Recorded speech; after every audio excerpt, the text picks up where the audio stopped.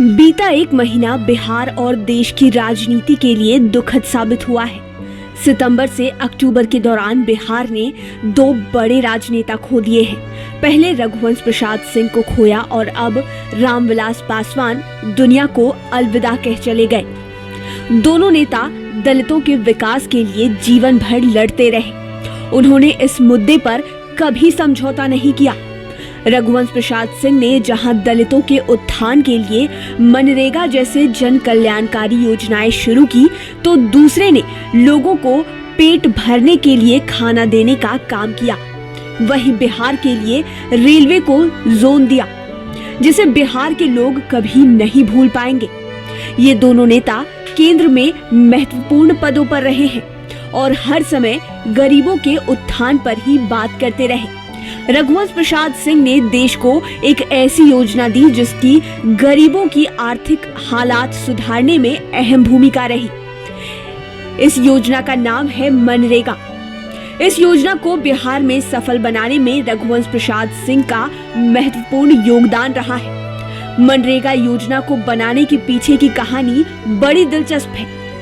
कानून बनाने की जिम्मेदारी पहले श्रम मंत्रालय को दी गई, लेकिन श्रम मंत्रालय ने 6 महीने में ही हाथ खड़े कर दिए। इसके बाद ग्रामीण विकास मंत्रालय को कानून बनाने की जिम्मेदारी सौंपी गई।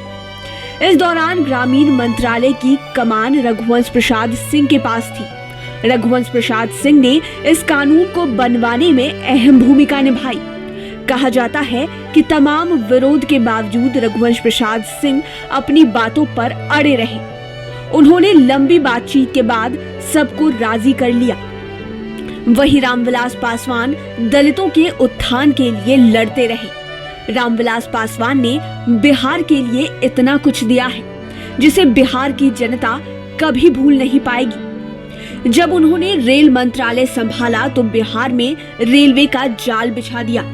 उन्होंने बिहार के लिए ट्रेनों की सौगात दी।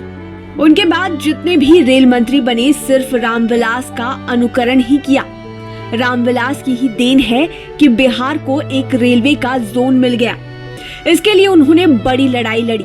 ममता बनर्जी उसे कोलकाता ले जाना चाहती थी, लेकिन रामविलास पासवान इस बात को लेकर अड़ गए कि यह बिहार में ही बनेगा और अपने संसदीय क्षेत्र हाजीपुर में इसे बनवाया, जो कि अभी पूर्व मध्य रेलवे का मुख्यालय है। इसके बनने से हाजीपुर को भी राष्ट्रीय पहचान मिली। वहीं हाजीपुर का विकास भी तेजी से हुआ।